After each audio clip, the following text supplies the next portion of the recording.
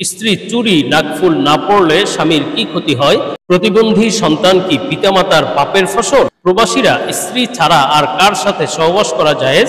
তাদের স্ত্রী তো কাছে থাকে না। যে স্বপ্নগুলো দেখলে খুশির বার্তা আসবে এমন স্বপ্ন সম্পর্কে শাইখের আলোচনা শুনতে চাই। আসসালামু আলাইকুম ওয়া রাহমাতুল্লাহি ওয়া বারাকাতুহু। প্রিয় দর্শক, মনোযোগ সহকারে ভিডিওটি শেষ পর্যন্ত দেখুন, অন্যথায় কোনো মাসআলায় ভুল বোঝার সম্ভাবনা থাকে। আর সরাসরি কোনো প্রশ্ন করতে বা লিখিত কোনো বিষয়ে সমাধান পেতে ফতোয়া বিভাগে স্ক্রিনে দেওয়া নম্বরে ইমো অথবা হোয়াটসঅ্যাপে যোগাযোগ করবেন। তো আমরা মূল আলোচনায় চলে যাই। প্রশ্ন ছিল, প্রবাসীরা স্ত্রী ছাড়া আর কার সাথে সহবাস করা জায়েজ? তাদের স্ত্রী তো কাছে থাকে না। দেখুন, আল্লাহ সুবহানাহু ওয়া তাআলা মানুষকে সৃষ্টি করে বিভিন্ন প্রয়োজন দিয়েছেন এবং সেই প্রয়োজন পূরণের বিভিন্ন মাধ্যম দিয়েছেন। দুটি মাধ্যম, একটি হলো হালাল আর একটি হলো হারাম। যেমন মানুষের খাদ্যের প্রয়োজন, এখন সেই খাদ্য হালাল উপায়েও খেতে পারে, হারাম উপায়েও খেতে পারে, এই ইচ্ছাধিকার আল্লাহ দিয়েছেন।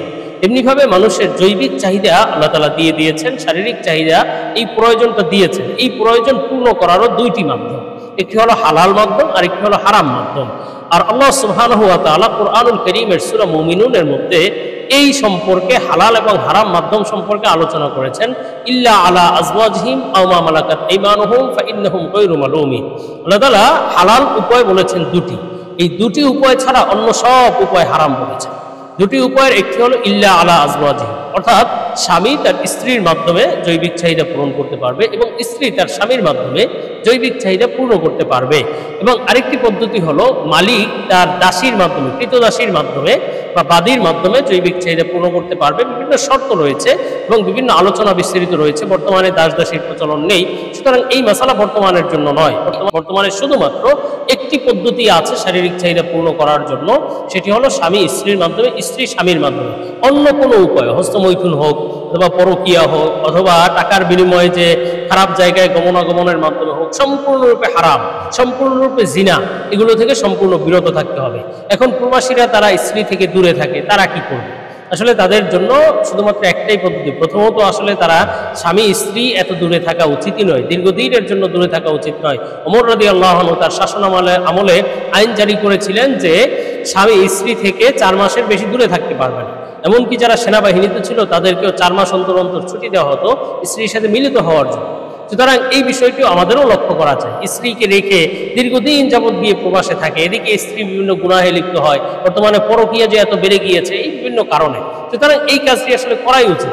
প্রবাসে গেলেও এই পদ্ধতিটি এইভাবেই আসলে সিস্টেমটা হওয়া উচিত।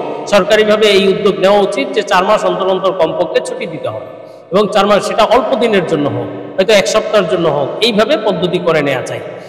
আর যদি এমন কোনো উপায় না থাকে তাহলে প্রবাসীর জন্য ধৈর্য ধারণ করতে হবে এবং বেশি বেশি রোজা রাখতে হবে। ফাইন্নালাহু বিজা, বেশি বেশি রোজা রেখে নিজের চাহিদা পূর্ণ করার কোনো পদ্ধতি নেই। নিজের চাহিদাকে দমন করতে পারে রোজা রেখে। অন্য কোনো উপায়ে স্ত্রী ছাড়া, স্বামী স্ত্রী ছাড়া অন্য কোনো উপায়ে শারীরিক চাহিদা পূর্ণ করা কোনো মতেই বৈধ নয়। তো আমরা পরবর্তী প্রশ্নের জবাবে চলে যাই। প্রশ্ন ছিল, শাইখ, যে স্বপ্নগুলো দেখলে খুশির বার্তা আসবে এমন স্বপ্ন সম্পর্কে আপনার আলোচনা শুনতে চাই। দেখুন, স্বপ্ন আল্লাহ সুবহানাহু ওয়া তাআলার পক্ষ থেকে বান্দাদের জন্য হাদিয়া স্বরূপ, উপহার স্বরূপ। আল্লাহ তাআলা স্বপ্নের মাধ্যমে বান্দাকে বিভিন্ন সময় বিভিন্ন বার্তা দিয়ে থাকেন, সুসংবাদের বার্তা বা সতর্ক বার্তা। আল্লাহ তাআলা যে স্বপ্নগুলো দেখান সেগুলো কিন্তু অবশ্যই সত্য ও সহি স্বপ্ন এবং তার সত্য ও সহি ব্যাখ্যাও রয়েছে। তো প্রশ্নের ভিত্তিতে আজকে গুরুত্বপূর্ণ কিছু স্বপ্নের ব্যাখ্যা সম্পর্কে, খুশির বার্তা এমন স্বপ্ন সম্পর্কে আলোচনা করব। নির্ভরযোগ্য স্বপ্নের ব্যাখ্যার কিতাব আল্লামা ইমাম মুহাম্মদ ইবনে সিরিন রাহমাতুল্লাহ আলাইহির তাবিরুর রুইয়া কিতাব থেকে। হযরত ইবনে সিরিন রাহমাতুল্লাহ আলাইহি বলেন, স্বপ্নে যদি কোনো ব্যক্তি চাবি দিয়ে তালা খুলতে দেখে, চাবি দিয়ে তালা খুলছে, লক খুলছে, এই ধরনের স্বপ্ন দেখলে বুঝতে হবে এটি তার জন্য বড়ই খুশির বার্তা যে দুশমন তার কোনো ক্ষতি করতে পারবে না, সে দুশমনের উপর, শত্রুর উপর বিজয়ী হবে। সেটি মামলা মোকদ্দমায় হতে পারে অথবা বিভিন্ন ঝগড়ার ক্ষেত্রে হতে পারে, অর্থাৎ সে দুশমনের উপর, শত্রুর উপর বিজয় লাভ করতে পারবে। আর স্বপ্নে যদি কেউ নিজের হাতে অনেক চাবি দেখে তাহলে এটিও খুশির বার্তা যে আল্লাহ তাআলা শীঘ্রই তার মান ইজ্জত সম্মান মর্যাদা বাড়িয়ে দেবেন ইনশাআল্লাহ। আর স্বপ্নে সাধারণত চাবি দেখা এটি কল্যাণ এবং বরকত লাভের আলামত। আল্লাহ তাআলা তার জীবনে কল্যাণ এবং বরকত দান করবেন ইনশাআল্লাহ। আর স্বপ্নে যদি এক চাবি দিয়ে একাধিক তালা খুলতে দেখে, যে তার কাছে এমন এক চাবি আছে, সে একাধিক তালা খুলছে এক চাবি দিয়ে, তাহলে বুঝতে হবে এটি বিবাহ হওয়ার আলামত। শীঘ্রই সে সুন্দরী রূপসী নারীকে বিবাহ করার আলামত ইনশাআল্লাহ। আর স্বপ্নে চাবি দেখার মোট 8টি ব্যাখ্যা আছে, ইমাম জাফর সাদেক রহমতুল্লাহ বলেছেন প্রত্যেকটি খুশির বার্তা। একটি হলো শীঘ্রই হজ করার তৌফিক লাভ হবে, একটি হলো আল্লাহ তাআলা শীঘ্রই তার দোয়া কবুল করবেন, একটি হলো এটি তার মনের আশা পূরণ হওয়ার আলামত, আরেকটি ব্যাখ্যা হলো সে যদি অসুস্থ থেকে থাকে শীঘ্রই আল্লাহ তাআলা সুস্থতা দান করবেন, একটি ব্যাখ্যা হলো দুঃখ কষ্ট থেকে মুক্তি লাভ হবে, জীবনে আর দুঃখ কষ্ট থাকবে না ইনশাআল্লাহ, একটি ব্যাখ্যা হলো সে দ্বীন ইসলামের জ্ঞান লাভ করতে পারবে, দিন দুনিয়ার পথে আল্লাহ তাআলা তাকে সফলতা দান করবেন ইনশাআল্লাহ। তো আমরা পরবর্তী প্রশ্নের জবাবে চলে যাব। প্রশ্ন ছিল প্রতিবন্ধী সন্তান কি পিতামাতার পাপের ফসল? দেখুন, আল্লাহ সুবহানাহু ওয়া তাআলা কুরআনুল কারীমের মধ্যে বলেছেন লা তাজিরু ওয়াজিরাতু ওয়িজরা উখরা। আল্লাহ তাআলা একজনের পাপের শাস্তি অন্যকে দেন না, পিতামাতার পাপের শাস্তি পিতামাতাই ভোগ করবে, এটার শাস্তি পুত্রকে বা সন্তানকে দিবেন না। আর এটা আসলে প্রতিবন্ধী সন্তান হওয়া কিন্তু অনেক বড় একটা বিষয়। প্রতিবন্ধী সন্তান যদি প্রতিবন্ধী হয়, ওই মা বাবার মনে যে কি হয়ে যায় সেটা আল্লাহ তাআলাই ভালো জানেন। আর এক্ষেত্রে করণীয় হলো ধৈর্য ধারণ করতে হবে। এই হায় হুতাশ করা যাবে না যে আমাদের পাপের ফসল মনে হয় এটা, আসলে এরকম নয়। যদি আমরা গুনাহ করে থাকি, গুনার জন্য অবশ্যই তওবা করতে হবে, তবে এটার কারণে ওই সন্তানকে পাপের ফসল মনে করাটা উচিত নয়, বরং আল্লাহ তাআলার পরীক্ষা মনে করতে হবে। আল্লাহ তাআলা বলেছেন আল্লাহ নাবলুওয়ান্নাকুম বিশাইইম মিনাল খাউফি ওয়াল জু'i ওয়া নাকসিম মিনাল আমওয়ালি ওয়াল আনফুসি ওয়াস সামারাত। এখানে আল্লাহ তাআলা সন্তানের মাধ্যমে, প্রাণের মাধ্যমে আল্লাহ তাআলা বিভিন্ন সময় বান্দাকে পরীক্ষা নেন।